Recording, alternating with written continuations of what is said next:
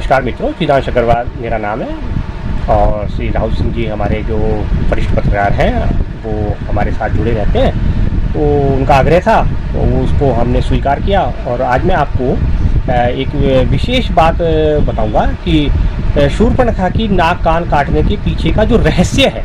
देखिए, शूर्पणखा की नाक कान काटी गई ये तो आपने भगवान श्री राम कथा में सभी कथावाचकों से सुन रखा है और आपने टीवी सीरियल में रामानंद सागर के रामायण में भी आपने देख ही लिया है किस प्रकार का जो प्रचलन है, विवरण है, वो सारा आपको पता है, सब आपको मालूम है।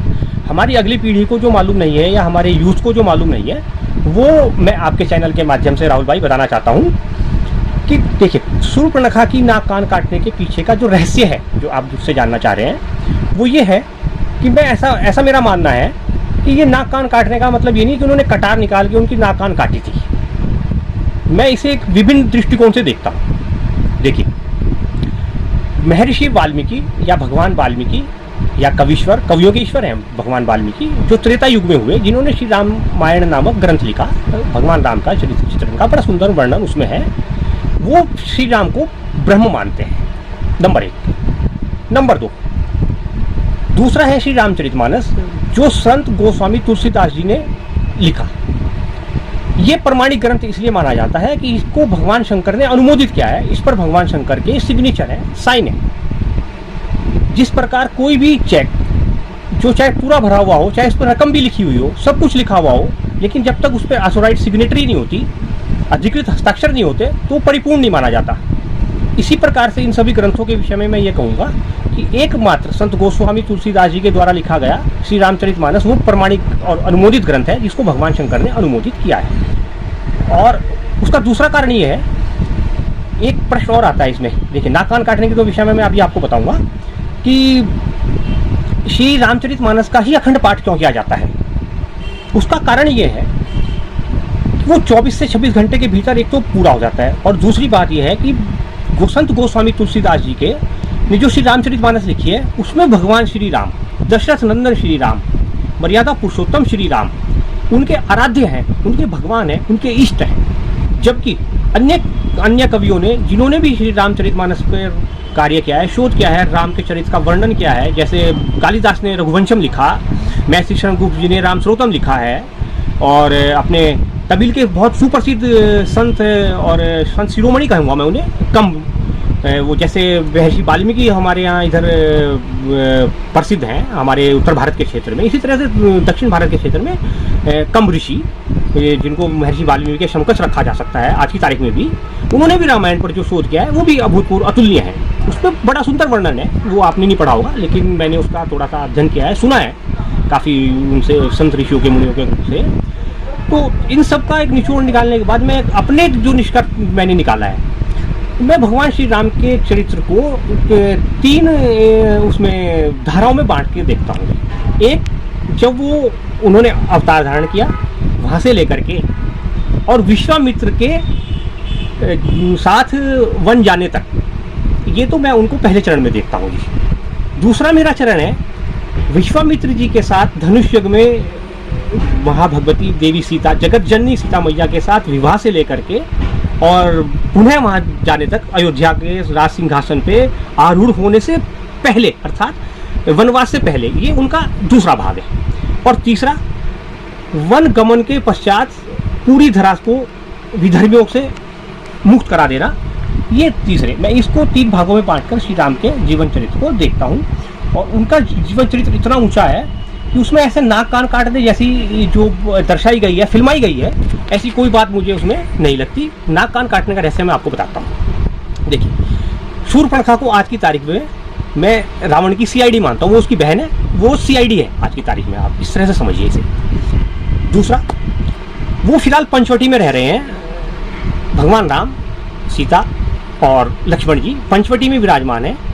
किसी को नहीं पता है कि भगवान राम और महादेवी सीता, जगतजननी सीता मैया ने अब रावण को समाप्त करने की योजना बना ली है, और इस योजना में जो है अब उनको अपने लीला को किस प्रकार आगे वो करना है, इसका जो चरणबद्ध तरीके से भगवान राम ने योजना देवी सीता को समझा दी है, बता दी है। होता क्या है, रावण का पूरे रावण को भी कहते हैं कि रावण जो है वो त्रिलोक विजेता है, तीनों लोग उसने जीत लिए हैं। भगवान शंकर से उसने जो है ज्ञान प्राप्त किया है। देखिए अद्भुत है, प्रसंग ही अद्भुत है। भगवान शंकर जिसके गुरु, उनके आगे वो कभी शीश नहीं झुकाता, शीश झुकाता ही नहीं। अगर वहां प्रणाम करने भी जाता है तो हिमालय पर्वत को, भगवान शंकर को उमा सहित उठा लेता है अपने दोनों हाथों पर। मतलब अद्भुत है ये शिष्य भी, लेकिन विधर्मी है। क्यों? राम का विरोधी। भगवान शंकर का मानना ऐसा है कि जो मेरे राम का नहीं वो मेरे किसी काम का नहीं, ऐसा भगवान शंकर कहते हैं। मैं नहीं कह रहा हूँ, रामचरितमानस कहती है, आप पढ़िए ध्यान से। पढ़कर समझने का मतलब ये है, भगवान शंकर ऐसा कहते हैं तो वो उचित है, जो वो कह रहे हैं वो उचित है। वो अनुचित कुछ कहते नहीं, क्योंकि वो जगत गुरु हैं। उसके बाद आप सदगुरु के रूप में उनके रुद्रावतार भगवान हनुमान जी को रखिए और तत्पश्चात आप उसका विश्लेषण करिए, आपको सब बातें एकदम तुरंत सही सही समझ में आएंगी। अब नाक कान काटने के पीछे का जो रहस्य है, देखिए वो गई शूर्पणखा वहाँ पर उपस्थित होती है, राम जी को कहती है कि तुम्हारे समान सुंदर कोई पुरुष नहीं और मेरे समान सुंदर कोई नारी नहीं। किंतु हकीकत में ऐसा होता नहीं है। भगवान राम ये कहते हैं उससे, देवी मैंने एक पतिव्रता का जो है व्रत लिया हुआ है, इसलिए आप मेरे छोटे भाई के पास चले जाओ, वो स्वतंत्र है और वो फिलहाल यहाँ वन में अकेला भी है, वो आपसे विवाह कर सकता है। शूर्पणखा लक्ष्मण जी की ओर देखती है, तो शूर्पणखा का मतलब है जो काम से आतुर है, वो काम आतुर है, उसे इससे कोई मतलब नहीं है। राक्षसी है, CID है, किसकी? रावण की। स्लीपर सेल कौन है? उसके भाई हैं 3, खर, दूषण, तीसरा वहीं पंचवटी से थोड़ी दूर में है। तीनों भाई स्लीपर सेल हैं रावण के, आज की तारीख के हिसाब से अगर कहा जाए, वो भी वहाँ है। उसके बावजूद वो जो है CID कर रही है पूरे उसकी अपने अभ्यारण्य की। वहाँ करके जो वो लक्ष्मण जी से मिलती है तो लक्ष्मण जी से भी वही वो विवाह का प्रस्ताव रखती है कि है तो ये भी बड़ा सुंदर, ये तो भगवान राम से भी सुंदर लग रहा है, गोरा है। भगवान तो लक्ष्मण जी का मतलब है लक्ष्य की ओर उन्मुख, जो लक्ष्य के लिए तत्पर है। उनका तो काम ही है श्री राम की सेवा करना, उनकी माता ने उन्हें सीख ही ये दी है, तो हर पल हर क्षण प्रभु श्री राम की सेवा करना और उनसे सीखना, ये लक्ष्मण जी को सीख उनकी माता सुमित्रा ने दी है। लक्ष्मण जी ने शूर्पणखा से कहा कि देवी मैं सेवक हूँ श्री राम का, तो अगर मैं तुम्हारा प्रस्ताव स्वीकार भी कर लूँ तो तुम्हें तो सेविका हो गई। वो सामने देख रही हो जो मेरी माता है, माँ भगवती सीता मेरी माँ है, माता जी की सेवा करनी पड़ेगी आपको। अगर आपको ये प्रस्ताव मंजूर है तो आप बड़े शहर मैं आपको अपनाने को तैयार हूँ, लेकिन अगर नहीं तो फिर आप जा सकती हैं यहाँ से, आप जाइए यहाँ से। लेकिन शूर्पणखा अपने असली रूप में आ जाती है। ये सुनकर, ये लक्ष्मण जी का ये प्रस्ताव सुनकर शूर्पणखा अपने असली रूप, राक्षसी रूप में आ गई, क्योंकि रावण की बहन है।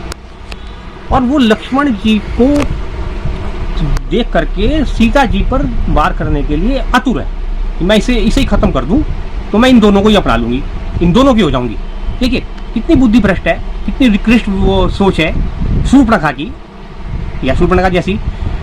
चाहते तो भगवान राम शूर्पणखा को वध कर सकते थे, जब ताड़का का कर सकते हैं तो शूर्पणखा का क्यों नहीं? पर शूर्पणखा को नहीं मारा, किसने नहीं मारा? न तो भगवान राम ने मारा, न लक्ष्मण जी ने उसकी हत्या की। लक्ष्मण जी ने कटार निकाल के नाक कान नहीं काटे। नाक कान काटने के पीछे जो रहस्य है वो ये है कि उन्होंने भी एक तिनका उठाया, उसको छोड़ा और वो उसकी नाक और कान पर जाकर लगा। तो वो अब बाकी के लिए तो तिनका है, लेकिन जो लक्ष्मण है, लक्ष्य की ओर उन्मुख है, उसका तो तिनका भी जो है वो वाण से कम नहीं है ना। तो नाक कान घायल हो गई, वो घायल हो गई। वो तुरंत अपने स्लीपर सेल के पास पहुंची, भाइयों के पास पहुंची, खरदूषण त्रिशरा के पास पहुंची, वहां जाकर के सारी बात बताई, ऐसे ऐसे है, ये है, वो है। तो भगवान राम और देवी सीता ने तो पहले से ही तैयारी कर रखी है, अब लक्ष्मण जी को भी उसमें शामिल हो गए।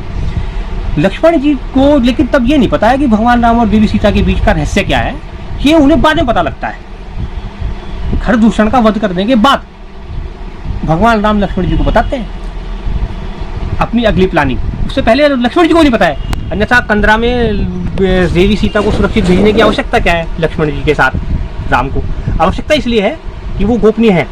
वो प्लान वो उनके खरदूषण त्रिशरा के वध के बाद लक्ष्मण जी को बताते हैं, जो प्लानिंग पूरी फिर वो शामिल करते हैं। उसके बाद देवी सीता जो है वो अग्निदेव को सौंपते हैं भगवान राम, ऐसा श्री रामचरितमानस में वर्णन है। देवी सीता का जो रूप है वो स्वयंवरा है। स्वयंवरा का मतलब ये है कि स्वयं से उत्पत्ति हुई, तो स्वयंवरा है।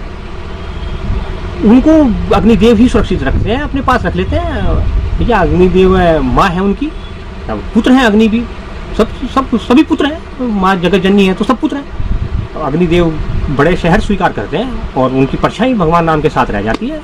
ये खरदूषण के वध के बाद लक्ष्मण जी को भगवान राम बाद में बताते हैं और इस प्रकार लीला, लेकिन क्योंकि माया के वशीभूत है सब कुछ, माया के वशीभूत है तो लक्ष्मण जी भी भूल जाते हैं। लक्ष्मण जी भूल जाते हैं तुरंत के बाद कि देवी सीता तो सुरक्षित है। वो उन्हें देवी सीता जो परछाई है उसको देवी सीता मानते हैं। और उसके बाद की लीला आपको श्री राम कथा पता ही है कि रावण आता है और अपहरण करके ले जाता है, भगवान राम वहाँ जाते हैं, पुल बनता है और विधर्मी सारे समाप्त हो जाते हैं, लंका का राजा विभीषण को बना दिया जाता है। अच्छा, इसके पीछे एक रहस्य और है। देखिए, प्रभु श्री राम, भगवान राम मर्यादा पुरुषोत्तम श्री राम ने चक्रवर्ती होने की एक नई परिभाषा गढ़ दी, नई परिभाषा लिखी उन्होंने। जितने भी उन्होंने जीते इलाके जीते, वहीं से किसी को चुना, वहीं से उसको राजा बनाया। किसी को भी अपने में नहीं मिलाया, किसी को अयोध्या में नहीं मिलाया, कुछ नहीं मिलाया। ये उनके व्यक्तित्व की एक बड़ी महानता है, भगवान श्री राम के व्यक्तित्व की जो महानता है। और ये जो नाक कान काटने वाली बात है, इसमें ऐसा कुछ नहीं है जैसा आपने देखा सीरियल में भी देखा, रामायण सीरियल में भी आपने देखा। नाक कान काटने का ये तात्पर्य नहीं था कि कटार निकाल के नाक कान काट दी लक्ष्मण जी ने। लक्ष्मण जी है लक्ष्य की ओर उन्मुख, उनको पता है मुझे इस समय क्या करना है। इतने उन्होंने, उनके गुरु हैं वशिष्ठ, जिनकी बड़ी ख्याति है राजमहल में, और दूसरे गुरु जो उनके विश्वामित्र हैं। आप देखिए, विश्वामित्र जो पूरे विश्व का मित्र है, जिसके साथ भगवान राम लक्ष्मण गए हैं, जिन्होंने उनके यज्ञ को सफल किया है, यज्ञ को सफल करने का कारण है। यज्ञ भगवान विश्वामित्र अपनी लिए नहीं, पूरे समाज की रक्षा के लिए कर रहे हैं। तो उनके गुरु हैं, त्रिकालदर्शी हैं, समाज में बड़ी ख्याति प्राप्त है। उन्होंने उनको, राम को और लक्ष्मण जी को ज्ञान दिया है, शिक्षा दिया है, शस्त्र ज्ञान दिया है। तो लक्ष्मण जी लक्ष्य की ओर उन्मुख है।